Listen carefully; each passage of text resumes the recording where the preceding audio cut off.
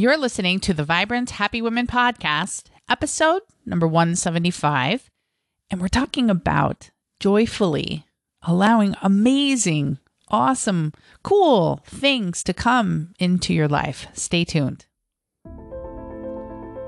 Hi, I'm Dr. Jen Riday, former burned out mom of 6 turned happiness whisperer. And I'm here to help you get off that hamster wheel and make time for yourself without the guilt, so you can live a balanced, calm, heart-centered life. With over 2.5 million downloads, this is the Vibrant Happy Women podcast. Hey everyone, I am super excited to be here with Jill Payne today, who was on so long ago in episode 91, which we replayed last week. And she is going to just fill us in on her life, how she's doing things differently. I know Jill said her morning routine has changed, but as a little bio, Jill has been doing some executive coaching and helping corporations and businesses do cultural strategizing. And that sounds so fun. You get to go in and just help them shift their mood, be freaking dimes, right? So tell us more about what that is, Jill. It is the best job ever. It's the whole principle that if we're having more fun, we're going to perform better. And people who have more fun, usually every area of their life is working better. So it's kind of cool because a company can show how much they value their employees by bringing me in and saying, we want your whole life to work better so that you work better at work. For me, it's the whole thing that if we want to change a big group of people, we have to start at the individual level, and give people these tools. I have this big analogy that I say that good sailors were not made in calm waters, Oh, yeah. I notice in corporations is we're constantly in a state of change, and either it's change because, you're about to lose your shirt and things are going down, or it's change because you're growing so quickly, right? So we can't have that excuse that employees aren't engaged because, there's a lot of change going on. It's we have to learn how to sail through these storms, in work and everything. So the idea is that eventually, I can't control the weather and I want to stop trying to control the weather, but I can know that I have the sailing skills to handle whatever's coming. Exactly. And so you're in New York. Would you say most of the people you're talking to are from the New York area? Actually, no. Oh, okay. I was just in San Francisco this week with a tech company. I have still a lot of work in Canada and a couple programs here, but I just really love the lifestyle here. So that's mainly why I'm here. Well, so back to that quote, you said good sailors were not made in calm waters. What do you feel like is the biggest, quote unquote, storm sailors of the U.S. or the world are facing right now? What do you think is the biggest stressor you hear about over and over and over again to help them with as they want to have more fun in their lives? Yeah, I would just say uncertainty. Kind of this idea that everything is changing all the time and we're trying to control it. So I feel like it's understanding. I think we get into uncertainty and then we go into victimhood. So victimhood is a lot of stuff that I'm working with. We're not powerful when we're blaming other people for things. So trying to get them to understand that, this isn't happening to you. It's happening for you. There's good things here. And how can you navigate the uncertain times? Because that's the thing. I feel like a lot of the big thing I would say, Jen, really is anxiety. So anxiety and the uncertainty and anxiety and needing to know what's happening and planning. I find we plan so far in advance because we're so anxious all the time, right? Oh my God, this might happen and that might happen. So I got to prepare for all this. And it's can you just trust that, whatever happens, you have the tools and resources to handle it when it comes. And there's no need to overthink it and over prepare for it. And just, I feel like we get so distracted, in these ruminating thoughts of trying to control the future. That's really, really cool. So what's the antidote? You have tools, but is there a tool you can give us that helps us shift out of anxiety?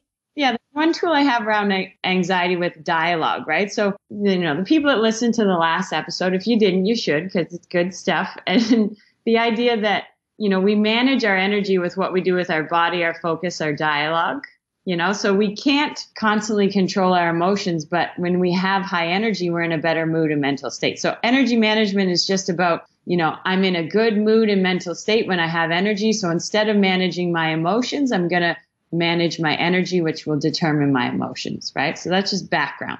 So the dialogue piece that I've been talking about a lot lately is this idea that I feel like we have a kid in our belly and an adult in our throat. So the idea is when we freak out about something, who normally freaks out? Who normally gets anxious? Yeah, the adults. No, the kids. Oh, okay. You don't know my kids. They don't freak out about anything. Okay, fine. The normal family. Yes. Yeah. Okay. That's hilarious.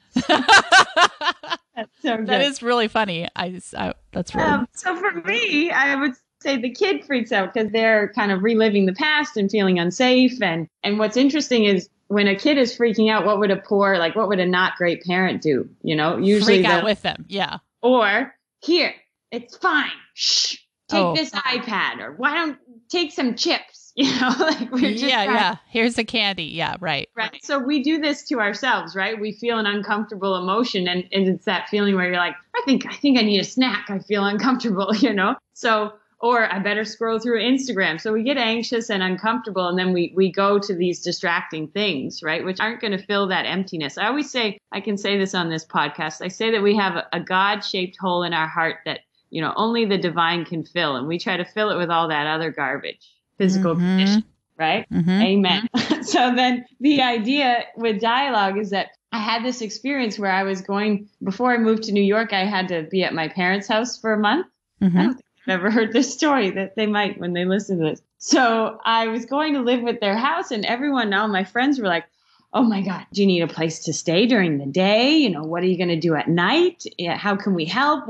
So I was freaking out. My kid was freaking out, saying we like our routines, and what if we can't do them at your parents' house? And starting to freak out. So what I realized, I started to think, I'm going to plan every day. I'm going to have a plan of Tuesdays I stay here, Thursdays I stay here. And then I just had to stop and say to myself, we haven't stayed at our parents' house in a long time, so we actually don't know what it's going to be like. Right? So maybe I can just say to that kid, hey kid, I understand that you're a bit worried about, your routines. And in the past, you didn't feel like someone was always aware of you and present with you and making sure you got what you needed. But there's an adult present here that knows what you need and loves you and supports you fully. So if there is something that comes up that we need, we will find the resources to get it. Right. If I'm there for a few days and I feel like I need some space, well, guess what? There's an adult present who can make sure that happens. Yeah. That's really neat. Yeah, it's the adult actually saying rest in me, little one. I got you. It's all good, right? So I want that adult and the kid inside of my body to almost feel like they're high-fiving. Well, I love how you're mentioning kind of these energy archetypes that we all have, and we don't realize we do kind of have different voices in there. And you're making it so fun and playful. High five. Yeah. Yeah, I picture we need to, every morning I picture them high-fiving, let's go, instead of this. Because really, I think every time we're suffering or we're not feeling, relaxed, we have to check in with what's happening with our kid, Yeah. And a lot of times that kid in there wants to have more fun and the adult part is too boring. So they can work together and be mutually beneficial. Yeah. I like to call it a roll call. Yeah. Roll call and I check in. How's the kid? How's the adult? That's really cool. So back to that first step, for getting out of anxiety, we have to manage our energy with what we do with our body, our focus, and our dialogue. Give us a quick recap with how are you managing your energy? Because you're in this city that never sleeps.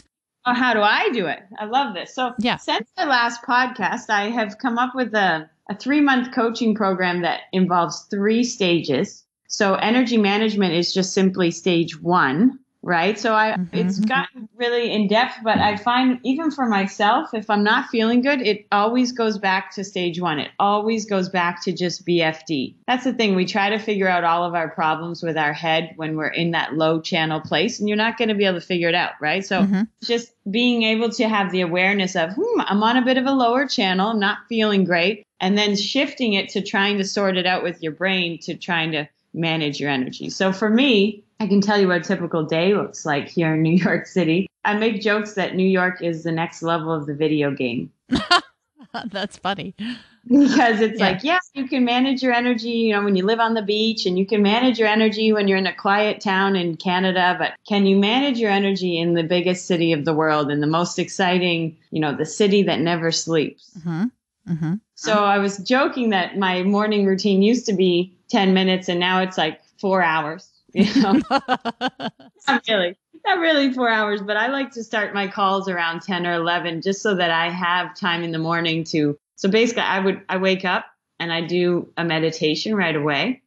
Sometimes a guided meditation. And then I sit with coffee and I write. And this is my favorite time. So I love loose leaf. It's a weird thing. I don't know. I'm left-handed, so I don't like to have like the coil bounds of any books on my hand. So I like the freedom of loose leaf. So I write on like a couple pages of blank loose leaf is like a dream for me. So I write all my goals or visions or anything that I'm thinking about on that day. I'll just write it out. Like, what do I think is going to be happening in 2 months so I can relax? I wrote that today. Or, what's the ideal situation from this point now? Or what are some feelings I want to feel? Sometimes I even write letters to my little kid self. It's a mixture. So it's just kind of free flowing writing for like an hour, sometimes more. And then I go to the gym. Now I call it vessel prep. Ooh, yeah, that's good. You got to prepare the vessel, hashtag vessel prep, right? So I watched that show on Netflix the other day. I can't remember the name, but it was this lady who wanted a unicorn. Oh, yeah. Unicorn store. Yeah. I've seen that. Samuel L. Jackson, I think, is like fairy godfather guy. And he said, well, do you have a house that is fit for a unicorn? Right. So that's the idea. If I want this high energy life, I want all these things, is my vessel prepared? So I'm just constantly preparing the vessel. So I would go to the gym and then I would come home and I would make something delicious, a smoothie or some celery juice or something like that. And then I would start my calls or my meetings from there. And that's the morning. That's beautiful. The writing for 60 minutes. Have you heard of Julia Cameron's morning pages? No, but someone called it that the other day, that morning pages. It sounds so much more poetic than what. What do you do with the papers once you've written it out? It's funny you say that because I was going through them. I know some people, they do a lot of writing so they can look back at it. And I actually don't look back at it very often. And I have piles of paper in every place. But I was about to throw out a bunch and then I decided to pick out my favorite ones. And this is going to make me sound like a bit crazy, but I put them up on my bedroom wall. Aw. Well, read one of them to us, just a little bit of it. And we'll not think you're crazy, we promise. I got to go in there. Okay. What's the topic? Do you want me to read a letter to my younger self?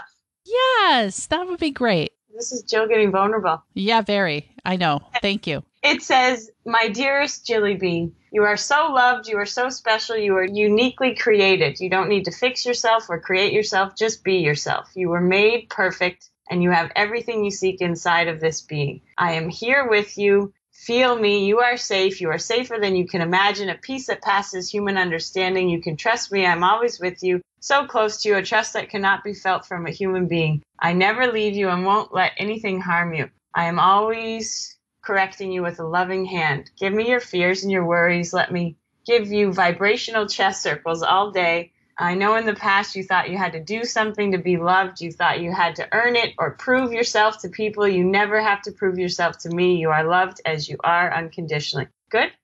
That is so good. Thank you for being vulnerable. It's wonderful. It's 3 pages. And then I have them, now I'm looking at it. So I wanted to tell you about this idea of my agent, Jen. Yes. Okay. I can't wait. So I have contracts on the wall of what my agent will do and what my job is. So I need to explain that, but it's a fun exercise you can do when you're writing as well. Okay. Well, let's finish going in order. You were saying the 3-month coaching program has 3 stages, energy management, and then what's the second month? So the second month is kind of, I feel like, where I have been the last 10 years. After you realize in stage 1 that you are no longer a victim, that you are creating your life, that you're deciding everything, and it's all happening for you. Stage 2 is about, now that you're not blaming other people, what do you want and how are you going to get it and what's the process and what are the actions and what's the vision? So stage 2 is the creation phase. Okay. So the way I explain is stage 1 is all about creating fertile soil. So I have a good gardener reference here. And then stage 2 is all about what seeds do I want to plant? Right? So stage 2 is a lot of law of attraction, a lot of goal setting, a lot of visioning. I have a whole concept around disrupting your own curve, so getting out of the patterns that you're in to get yourself to that 5-year version of yourself that you've planned for yourself. And then stage 3 is that idea that a good gardener, once they've created the soil and planted the seed, they'll give it space and water, so they don't stand over it. That's what I would say is like stage 3 is about, can you trust? Can you let go and know that what matches you is coming and you don't have to push it forward? You're actually going to be pulled into the right scenarios. Right? So stage 1 is I've set the good energy, I've set the soil, and then I've planted the seed. So I have a clear vision. So at that point, I can actually trust that now my only job is to line up with what I've asked for. Right? The job is to prepare my vessel, is to create the house for the unicorn. Yes, I love it. So good. And then I'm also starting to work on a stage 4 where, so stage 3, it's about how do you align with your source energy or the divine or God so that you're allowing those things in. And then stage 4 is that, I'm starting to realize that that's the best part, right? I don't really care if my vision comes as long as I get to feel the connection with the divine. Right? That's good. Well, I want to ask a law of attraction question before we talk about your agent stuff. So law of attraction, a lot of people will set dates and deadlines and then freak out when it doesn't happen and say law of attraction doesn't work. I mean, I don't know. I was totally in the game. I was visualizing. So speak a little more about that detachment that you're talking about, where you let go. Yeah, that's it, right? Like that's why everything started to work once I realized that it's not my job to make it happen. It's my job to think about it and find the feeling, So like I said, I was in stage 2, planting the seed and then standing over the seed like you're explaining and saying like, come on, it's time. I planted you. Where are you? Do you want some help? Do you want me to move the soil? Like, what do I got to do? Right. So I would just be asking and imagining it, but like working so hard. So what I realized is that I need to actually give it space and water and walk away and trust that, I've set the clear vision and the universe knows what I want and knows what I need and is going to bring me something that matches me. So I think the thing we have to let go of is how it looks, right? So it might look different than you thought, but it's going to give you the feeling that you've been desiring. Oh, I love that. It's not about what you get. It's about the feelings. And so many of us think we want, I'll give a crazy example. I heard of a guy who wants like his Lamborghini or his Porsche, or we want the certain house, but we don't realize what we really want is the feeling we think we're going to have with the object or the thing, right? Right. I think when we put parameters around, you're like, yeah, I have a vision, but it's got to look this way. It's got to be the blue car, so but the blue car might be, or it's easier to say people, right? Say you're like, I need a partner and I want it to be this guy, and that guy could actually be on a 7 when you're at a 10. Right. So the reason you're not getting the exact things you want could be because they're literally not a match to you. Or you have contradictory ideas. Like maybe you don't want to leave your family too much, but then you're trying to envision this trip. Yeah, I think I shared a happy bit a while ago. I thought we needed to go to Walt Disney World and I thought it would feel a certain way. But then when I got clear, I realized when we travel, it doesn't feel good. So I was sending out contradictory desires, Right. And the thing I think that I've really started to understand is that, the brain where like my ability to envision right now in my present day is limited, right? So if I'm trying to put a vision that's super limiting, it might be way better than I have the ability to envision from this place here. Yeah. Right. So the thing I always say is I know what it feels like and source or God knows what it looks like. That's so good. Can you give us an example of what you're currently, feeling out? About that, because I have the moment that came to me was like, everything has been different since this moment. Okay. So I'll tell you this story. This is a good one. Okay. So I was recently, actually it was last June, I went to Israel with a group of leaders in the sports area. Right. So I got selected for this trip. You had to get referred to the trip by someone who had gone the year before. So my dear friend JC had nominated me and I got asked to go. And at the time, I didn't think it was a big deal, and I didn't understand. But I was like, well, she went and had a great time. Great. So I didn't look up the itinerary. I didn't really know what was going to be happening. And I just trusted her. And I went on this journey, with no expectations. But I feel like at that time, I kind of knew what it would feel like, but I didn't know what it would look like. And I started to look up an itinerary, and I didn't know any of these places or any of these names, so it meant nothing to me, so I could have done all the research and figured out where we were going, but I just literally, I went and had no idea. Okay. So I go and I end up meeting 50 they're pretty much my family now. And they're some like really hardcore, like very professional, successful people in the area of sports. And we were traveling all through Israel, and we didn't have to worry about anything. And I didn't realize how luxury it was. So it wasn't even like everything was taken care of. It was like things exceeded our expectations every day, right? So we would arrive at some 5-star hotel, and there would be refreshments for us and slippers in the rooms. And then they had this full schedule of events. We saw every amazing thing that you could see in Israel, and you didn't have to think about it. You just got on the bus in the morning, and your job was just to figure out who's the person sitting next to you, not where are we going, what time are we going to get there, do we have enough? Like, it was just like, literally, I was so present the whole time, right? By the end, I had the hashtag expect refreshments, because I would start to get a bit peckish in the afternoon, and I'd think, I'm a bit hungry. And then I'd arrive at a hotel and just look around and say, there's got to be refreshments here. And of course there was. That's great. So like, literally, this is the way that I want to live my whole life, expecting refreshments, expecting things to exceed my expectations. So on the last day, everyone was talking about how they heard the last day was so good. And we're in the south of Israel, and we're in the desert. And we've just spent the day at the Dead Sea, floating in the salt, making mud masks, amazing. And we're at this crazy fancy hotel overlooking a crater. And they take us on this bus. And, they say all of a sudden, they're like, we're going to get off this bus silently, and we have a little activity for you. So it's dark. Jen, imagine this. We're in the middle of the desert. It's dark. They put us in a big circle. Now we've been together for a week, so I know these people now. I feel like I know these people. And we're in the dark, and we had just spent, a couple of days earlier, we went to Jerusalem, and I was excited, because I love the divine. And I thought, I'm really going to feel this energy at the Church of the Holy Sepulchre or the Western Wall. Like, I'm going to get that, wow feeling. And it was okay, but not the feeling I was expecting, So we're in this circle in the crater, and the leader of our group says, there's a rabbi that does this thing called a Habudadud. It's a Jewish tradition where you speak out loud to God in the nature, right? So this idea that you actually create a personal relationship with the divine in conversation in nature. So it's super dark. They've got kind of glow sticks around, and she says, so right now you've got 10 minutes to walk around in this designated space and speak out loud to God. And at the time I'm thinking, I don't know, So everyone kind of walks around and they're whispering. You can hear everyone kind of and you can tell who's speaks to the divine often, because some people are like, hi, it's Jill here, And by the end, I had my arms in the air, tears in my eyes, and all I could think was, this was so much better than I could have ever even envisioned. I never could have imagined the trip would be like this. I never could have imagined the amazing people I met, the places we went. I never, in my power to view things, could have imagined it would happen like that. So I had my arms in the air, and I said, I get it. I know what it feels like, and you know what it looks like. Oh, that's so good. So I'm not going to get in the way anymore. You just do whatever you want, because it's so much better than I'm creating myself.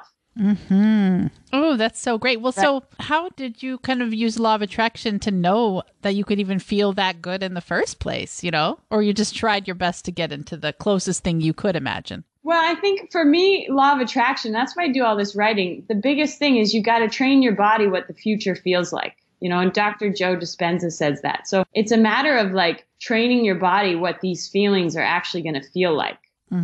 So in all of my visioning, I have so many kind of exercises now. We want to try to train the mind and the body what the experience is actually going to feel like. So, for example, if someone has a vision, that's great. They know what they want. So my next piece would say, okay, well, what's the image when it's already happening? Right? So, for example, say I want this giant contract from this company. So the image, when it's already happening, I picture myself in a studio recording some content for them. Right. So that's when the contracts, it's already been a yes. I'm laughing in a studio with people that work at the company. We're having a good time. Right. That's my vision.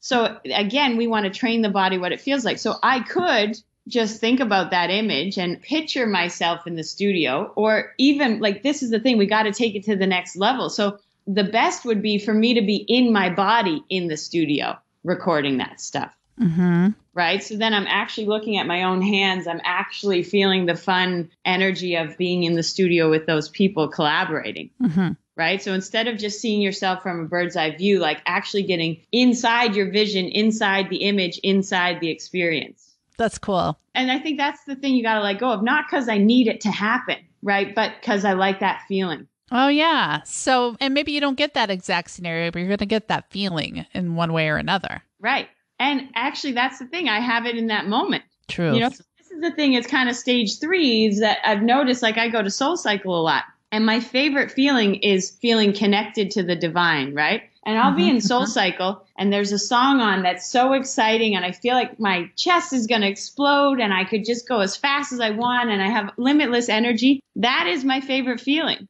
Mm-hmm. You know, but if I'm still caught up with this is the grocery list of everything that needs to happen so I can feel it, I'm going to miss that actual moment. Truth. Wow, that's so beautiful. Right. And that's the idea that when I'm in that place, I don't care what happens because I already have the ultimate feeling that I want.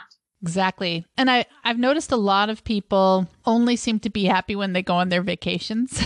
It's like they're living for that vacation, but you're saying we can live it all the time, you know? You could wake up and before you put your feet on the ground in the morning, imagine you are on vacation. Mm-hmm. And you got to look at. So I think that's the thing. This is stage 2 as well, is like, look at what are the goals you have and what's the feeling you think you're going to feel. Mm-hmm. So what is the vacation that makes me feel good? Is it freedom? You know, is it fun? Is it relaxing? So if those are the feelings that I'm desiring, I need to do something now. Mm-hmm. Exactly. And staycations, I'm learning, give me more of the feeling I want than vacations, at least with my whole family. So funny. It's funny. I was at Abraham Hicks last weekend and they were saying that the daydream is almost more important. She was talking about like creating this acreage and this, you know, this farmhouse. And she was saying the daydream actually doesn't involve, you know, the plumber asking her questions about the water system. Mm-hmm. You know, so it's like the daydream can sometimes be even more enjoyable than the actual thing. Oh my goodness. That's so true. So just allow yourself to sit and daydream. And that's it. I live in an alternate reality most of the day. I'm getting there. I feel the same way. I love just being in my head. It's so much fun. That's why my bed is my favorite place because I have a key code door lock and no one can come in and I go into my head. Yeah. And I feel like then you start to attract people that want to have those kinds of conversations too, you know, like look at us right now. Jill, I totally love you. You are so cool. We've got to actually meet in person someday. We will. Yeah, we will. I know it. Yeah. I can already feel it. I can feel the hug. Yes. You're so amazing. It's going to be like that feeling of like, my tribe is here. That's what it feels like. Totally. I love it. Meal planning helps us eat healthier. And Plan to Eat makes it easy to do your meal planning. You can use it from your phone or from your computer, and it allows you to enter all your recipes in a way that is quick and easy, and it will allow them to be compiled into a shopping list. So, to plan your meals each week, you simply click the meals you want to have. It will add up all those ingredients that you need and give you a shopping list that you can use from your phone. You don't have to print anything. You don't have to have dirty, messy recipe cards. Plus, when you're online and see a recipe you want to try, you just clip it and it will go right into your Plan to Eat on your phone. It's awesome. Plan to Eat is giving you all a chance to try it for 60 days free. Just go to plantoeat.com/happywomen to get our special deal. Add the app to your phone and you can get started today. It took me about an hour to enter all my recipes into the Plan to Eat system. Just go to plantoeat.com/happywomen. Okay, if we've covered all 3 of the levels, tell us more about the agent thing you were talking about. So the agent thing has been quite an experience, but I have 2 stories really that need to be said on this podcast. First is the agent, and then we'll talk about the shepherd breaking my leg, okay? Those are my 2 stories. People get a lot out of this. People love stories. I realize this. You know, I'll come back after doing a talk and people are like, I remember that club soda story. And I'm like, nothing else I said, just the club soda story. That's what they remember. It's true. So the agent, what happened was earlier this year, so on my list of images, I've been writing out that I want an agent, you know, for probably like almost a year now. Like a talent agent kind of thing. Yeah. So like I have this curriculum, I have this journal, and I want to get it published. I'd like to have my own sponsored podcast someday. I'd like to do, maybe some corporately funded content, things like that, right? So there's things that I have dreams of that I think an agent could help me with, right? So I imagine an agent coming to me, and in my vision, I imagine myself coming out of Soul Cycle and getting a call from my agent of good news. That's my vision of the agent, right? Okay. So I'm busy preparing the vessel and my agent is working for me, right? Mm-hmm. Making things happen. So at one point, this agency comes to me and they're like, yeah, we're really interested. We heard about you from this person and can you come meet with us? And like I walk into this New York office and it's white and it's amazing and there's beautiful windows. And I thought, this is exactly what I picture of an agency, Mm-hmm. And then we start to get talking and they send this contract, and I'm actually in Costa Rica on retreat at the time. So I'm negotiating this contract, and the percentage was a touch high. And now that I have all these friends from Israel, a bunch of them are agents, and they're like, Jill, what are you doing? Can't do that. And I was, at one point they wrote me back and said, this is what we can do. And it was still so high. And I had this like Canadian fearful, like little small syndrome where I was like, I guess I should go with it, Mm-hmm. I was just so resistant to letting this opportunity pass me by. Like I was in internal struggle. And then at the time I said, okay, well, this isn't how I want it to feel. I feel like I'm being like, even the negotiation with me doesn't feel good. Are they going to do this with my clients? Like, it's not the Jerry Maguire feeling that I had imagined. Yeah. So it was big for me to say, thank you, but no, thank you. I actually said, like, I appreciate all your time, but, this isn't a start of a relationship that I'm interested in pursuing. Right. And then I had this like epiphany, and the whole experience is worth this realization. So I had to sit with myself and say, okay, I'm disappointed, but what was the feeling I thought an agent would give me? Mm-hmm. And I thought, well, an agent would have contacts that I don't have and make sure that I got opportunities that I wouldn't normally get myself. Mm-hmm. They would make sure that my career's on the right path and that I find matching opportunities, and they would help me manage everything and prepare the journeys. They would come with me on these trips, right? And I would be able to focus on what I do best, and they would be able to handle the rest better than I could, right? So that was my whole idea. And then I thought, well, who can do that better than any earthly human being? Mm-hmm. Right? And I thought, well, God or source. Right. So then this was the big moment when I said, I already have an agent. Yeah. I love it. I have the best agent in the world, And then I started to kind of think about the characteristics of my agent who is source. And I remember I had a moment where I thought, my source doesn't even sleep. That's good.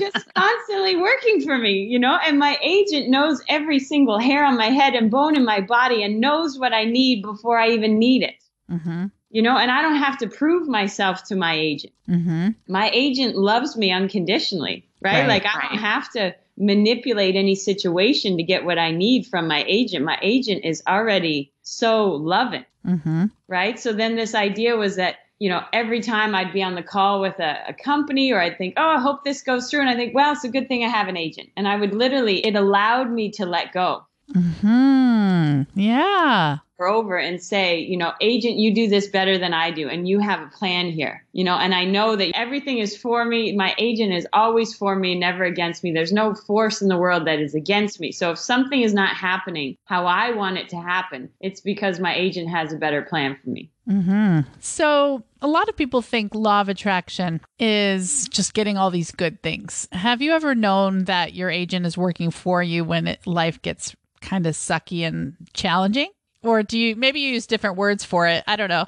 That's a great segue to my other story. So, and that's the thing. It's like, can you trust that the agent is there in the storm and the storm is somehow beneficial, right? And I think oftentimes we feel struggle. We feel like life isn't going well because we're so resistant to letting go of what's not working, right? We're like, no, it has to be this way. And the agent is thinking like, just release the grip a little. I got better things for you here. Yeah. Right. So my story is before I moved to New York City, people are going to love this one. Get ready. Okay. So I got to preface it. I'm going to tell the shepherd story first. Okay. So there's a story that a good shepherd always protects and corrects its sheep. Right. So the idea that, sheep in some level, they don't have hands, they can't fend for themselves. It's actually dangerous if they're not with the group. Right. They could fall in a river. They could get eaten by a lion, right? So the idea is that, sheep need to stay together, and they don't follow their conditions. This is huge. A sheep doesn't look for their own physical conditions that they need. They just trust that the shepherd will bring them to the conditions that they need.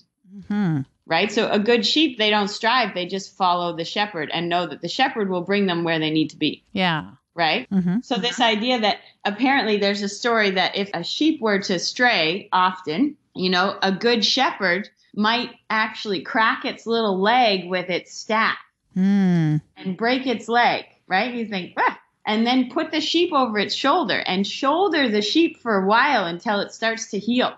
And when the sheep starts to heal, it will never leave the side of the shepherd. Aww. Right? So it teaches the sheep to be, more trusting of the shepherd.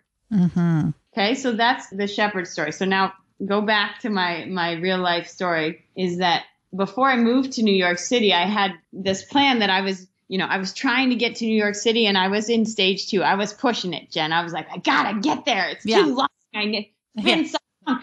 I can picture. I know the smell. I know what it'll feel like when I walk out of it. I've been doing it, Mm-hmm. So then I went to a soul cycle class when I was visiting here, and I thought, oh my God, that's it. I'm going to be a soul cycle instructor.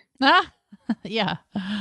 And in my head, I thought, it's perfect. I'll have like a full audience 3 times a day that can hear my message. I'm going to get more clients. I'm going to get to move my body every day and inspire people. It'll be great.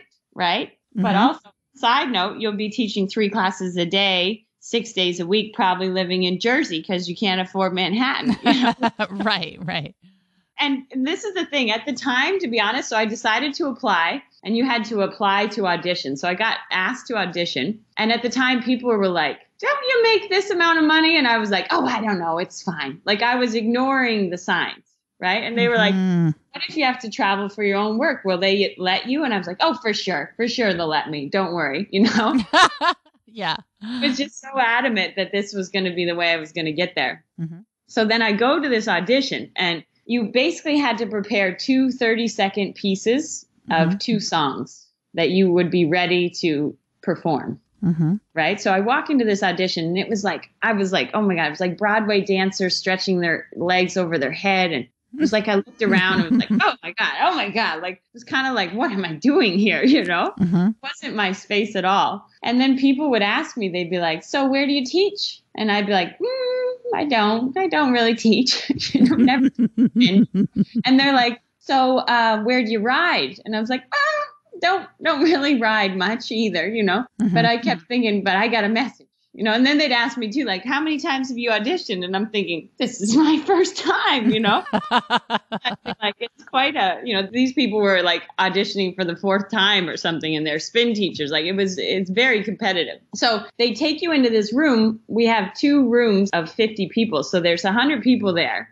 And there's 2 rooms, and you like ride, and, they basically, the people walk around and are kind of like assessing whether you can handle the, the pace of a soul cycle class. Are you on brand for them? That kind of thing. Right.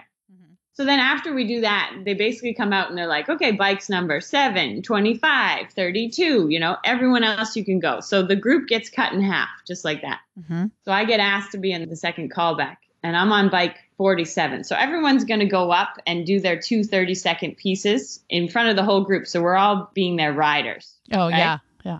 And then they cycle through. And after the first rider, Jen, I realized that, I asked someone, do I need to cut my music because, or am I going to have control over my computer? And they're like, no, you'll have control. So I didn't cut my music into 30-second pieces. And as soon as the first rider gets up there, I realized that everyone has cut their music. And I don't touch my computer at all. So I'm going to have to do these 2 songs from the very beginning. I don't even know what the beginning is. Oh, no. I get to sit through 47 people to just think about that a little bit, right? So I get up and, I do okay, and the choreography's okay, but the message is clear. And I left feeling kind of like, yeah, that was all right, but not like super jazzed about it. But I was still trying to be positive and still forcing the crap out of it, right? Like, no, it's fine. It's fine. This is my destiny. I'm going to be a soul cycle instructor, right? Mm-hmm. So then a couple days later, I'm still in New York. And this is the best part. There's a big snowstorm. Okay. So I get stuck in New York City for one more night. And, when a snowstorm happens here, it's like mayhem. And I get whatever hotel I can. And I'm in like one of the worst hotels in Chelsea, like There's thousands of rooms. It's horrible. So I'm in this room and I'm mad that I'm late and I haven't heard from SoulCycle. And so I go to the gym beside the hotel. Okay. This is the best story. So I have my Tom Brady bands. I'm doing my band workout, right? Elastic exercise bands. And I attach my bands to this giant metal cage that is covering a post. Oh. Right. And as I start to do my workout, the entire cage comes down. Like it's like the floor ceiling comes down and falls on my foot. Oh, no. And I'm on the ground like, I can't even talk. I can't even tell someone it fell. Like, I'm just like, I can't. And I'm talking to a friend and she's like, you need to tell them that this fell. And I'm like, I just need to go home, So I go home. I pretty much have a broken foot. I go back to this hotel. I have to put this boot on. So I've got this broken foot. I'm in a snowstorm. I'm still waiting to hear back from them, right? Then the next morning, Jen, I'm getting into a shuttle, right? I'm getting into a super shuttle. And I get this email that says, you have not been accepted as a SoulCycle instructor. And I'm a celebrity trainer and I can't even imagine, right? And I'm like, I've been rejected. I will never recover from this. I'm losing it, right? And 2 minutes later, I get the email that says, you have been accepted to this Israel trip. Oh. I was like, who cares? At the time, I was like, who cares? I'm trying to be a SoulCycle instructor. I got to get to New York, right? So I break my foot and I go back to Canada and I am just like, for days, I can't even, I'm almost embarrassed. I feel like this is the kind of rejection that I will never recover from. This is going to be the key marker of my whole life, right? And again, I have to gather myself, right? So Shepherd broke my leg, literally, in a lot of ways, right? Shepherd broke my foot at the gym and broke my spirit with this rejection. So I get home and I start to think to myself, why did I want to go to New York? What was the feeling, right? Well, I wanted to feel like the impact of sharing and growing my community. I wanted to feel like I got to move my body every day and be in the exciting energy of New York City. And I just started to imagine what that would feel like. Right. And then literally, I don't know how it happened, Jen, but I wrote a 200-page curriculum of a coaching program in the next month. Oh, wow. And I decided I wanted 10 clients at a time. And this was in like June. And I had them registered in the next month as well. Nice. That's fantastic. I remember writing you about it, right? Yeah. And then I got all the people. And then what's crazy is then I was able to move to New York on my own accord with my own business. With way more freedom. Yeah. Like now I get to move my body every day as a participant. Yeah. Oh my gosh. That story, it comes full circle. So I was waiting to hear back on the biggest contract I've ever had with a company. Right. And it just so happened that they were having the call at the exact same time I was in a SoulCycle class. So I'm in a SoulCycle class in the studio where I auditioned with the instructor that said no to me. And the team at this company is in a meeting discussing whether they're going to okay the biggest proposal that I've ever made. Yeah. And I'm sitting in that room and I'm in tears again, thinking, oh my God, thank you, SoulCycle. Thank you for saying no. And that's what I realized too. Like, can I trust a no? Right. And where in this moment too, I'm thinking, where else in my life am I getting a very clear no and not listening? Ooh, yeah. And where else was it? Oh, lots of areas, right? It's even like we force relationships, we force, even everything. We're forcing things all the time. Other contracts, certain clients, like I want to be literally like, if it comes, let it. If it goes, let it. Because I got an agent who's making sure I get the right things. Yeah, that's so good. If it comes, let it. If it goes, let it. Yeah. So the Israel thing, and, you didn't even recognize it for what it was. How do you now live your life with your eyes more open to what is coming? Not just the no's, but the yeses. Yeah, I think my favorite feeling is this feeling of surrender, of like knowing that I'm taken care of and knowing that things are happening as they should. So I think I let go of things a lot faster, I would say. I feel much more relaxed in the process, so I'm never trying to, like, that's the thing. I think with law of attraction as well, I want there to be an equal desire to be together. That's one of my favorite things to say. Right? Relationships, even relationships with companies, right? I just want to be like, I don't have to convince you or manipulate the situation. We both want something here and it's going to work out well. Yeah. That's right. really The other cool. thing I would say is that I know when I actually write out contracts for my agent, right? So my agent's going to find me the opportunities and all of that stuff. But my job is to literally prepare my vessel and get on the most joyful channel possible so I can actually be a match to the things that I've asked for. Mm-hmm. Oh, that's good. So my only marker of success is going to be joy. Yes. And gratitude for what you already have, maybe. Oh my God. And I say that all the time. I pretty much thank God for everything that he's already done and everything he's about to do. Mm-hmm. I think that's the feeling you want to feel all the time too, is expectant. Oh, yeah. Expect refreshments. Hashtag. Exactly. Yeah. Refreshment. That's right. great. So I just expect that I've asked for it and I've been clear. And now if it matches me, it's coming. And, the thing that I think allows more trust is to think also I'm doing the actions that are allowing me to get there. Mm-hmm. What are those? I'm meditating, I'm imagining it, I'm writing, I'm eating good food, I'm sleeping a lot. There's something I noticed with a client recently is that oftentimes on our list of things that we want, so this client had something on his list that he wanted to lose 15 pounds, And side note, I think every suffering emotion has a message. So we're definitely meant to feel those as well. We just get to decide how long we stay there. And if you blame other people for it, you're going to stay there longer. Side note. But the emotion of guilt, what it's saying is that I have set an important standard for myself and I've violated it, right? So the message of guilt is either readjust your standard if it's too rigid or make yourself certain that you won't violate your standard, right? Mm-hmm. So this guy wants to lose 15 pounds. And I'm like, well, what are you doing? And he's like, well, I don't want to change my food too much. And I want to enjoy, so it gets to be on his list forever. It's probably been there for 10 years. Mm-hmm. But, his standard is he should lose 10 pounds, but there's no actions to do it. Right. Right. So for me, I think either create the actions to do it, create the standards that are going to give you that result, or just take it off the list.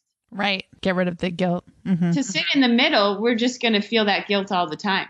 Right. Right. So for me, too, part of it is saying, if these are the things I want, have I prepared the house for the unicorn? Yes. Am I being someone who gets those things? Mm-hmm. And that's the thing, too. It's not what you get. It's who you become. So you want to become that. So it doesn't actually matter, whether you get it. It's, are you being someone who has those things? Is the personality that you are someone who has that personal reality? So for the guy wanting to lose 15 pounds, who would you say he has to be to have that outcome?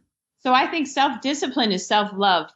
So when I hear someone who wants to change their body, I hear a lot of kind of self-doubt and maybe not self-love. So someone who wants to lose 15 pounds or whatever, I would say, well, make an action plan, and it has to be a new action plan. So how many times have we tried to over-exercise and restrict our eating to get no results? So that's not going to be the plan. Right. He needs to make an innovative plan that he hasn't tried yet. He needs to, get some professionals to help him. He needs to decide that he's not, those moments where you're deciding to eat healthy and then all of a sudden you're like, whatever, I'm going to have these Doritos, right? Those moments can't happen if that's on your list. Right. Exactly. Right. And for me, the thing is, if I want to feel proud of myself, I need to eat or move in a way that is my standard. Mm-hmm. I got to because for me, I don't think it's about weight loss or what you look like. It's about feeling proud at the end of the day. Yeah. Being the healthy person first. Right. Yeah. Exactly. So that's the idea that he needs to either get clear on what's the new approach he hasn't tried yet and that he's going to be fully committed to, and not fully committed for the rest of his life, but try it for a few months. Mm-hmm. So what's actually interesting about this client is he wrote me a couple days later and said, Jill, I took it off the list. Oh, good. He said, I actually like how I am now, and it's just a reason for me to feel bad about myself. Mm-hmm. Exactly. Right? So that's the idea too, right? So what is it that we're trying to achieve from these goals? And that's the thing with law of attraction. You got to really look at what's the feeling you think you'll have when these arrive. Yeah. Yeah. Well, if someone listening wants to work with you through your 3-part program, soon to be 4-part program. Yes. What do they need to do? Do you even have spaces? At the moment, I don't have spaces, but I will have some spaces in a couple. Well, by the time that you air this, could potentially have spaces. So do you have just contact you, email you? Jill@jillpayne.ca. Okay. Well, are you a Canadian anymore or are you a New Yorker? .ca. Who's asking? It's a tough question. No, I'm kidding. Jill@jillpayne.ca. Got it. Yeah. And what I wanted to say for your listeners as well, I've created it's actually a 60-day energy challenge. Ooh. So every day you get a tip for your body or your focus or your dialogue. For 60 days, you get an audio recording and you get a written description. So normally that's $100, but I'm going to give your listeners a code that is DIMING50, and you're going to get 50% off that. So it's $50. Oh, cool. And where do we go to find that? So that's on jillpayne.ca as well. You'll go to experience, you'll go to online offerings, and it's right there. I can give you the link so you can put it in the notes. Oh, yeah. We'll put the link in the show notes at jenriday.com/175. And the idea of this challenge is that literally it's like 1 to 2 minutes every day. You know, it's nothing because that's the thing. People are like, oh, don't have time to manage my energy. It's like, really? You know, it's true. So it's true. It's just a little tip. And my big tip would be do something different. You know, if you've been doing the same routine for a long time and you're not feeling good, well, it's not working. Shift it. Right? Like if you want something different, do something different. Perfect. Such good advice. Well, let's take a very quick break for our sponsor, Jill. Well, wait, before we go, I'll edit this out. Is there anything more you want to cover on that section before we shift? No, I think that's good. But everyone needs to know they have their own agent. Yes. I love that. I walk past people in the street now in New York City and I smile and I think to myself, you got an agent taking care of stuff. You don't even know it. Yeah, so true. It's such a more positive outlook on life. So much happier. I bet that outlook completely reduces anxiety if people would believe it. Does it work that way for your corporate clients as they realize it? Yeah. And totally. I think it totally works for me. Like I've never felt so trusting as I have in the last couple months since I realized that I have an agent. I like it. And you already had a belief in God, but changing the word to agent, it does kind of give it a cool meaning, you know? Do you feel that way? I'm going to blow some minds right now, but I think one of the misunderstandings with law of attraction is that you just the universe gives you what matches you. Right. But there's no, in that kind of view, the universe doesn't know who you are and know what you want and loves you. Right. So this idea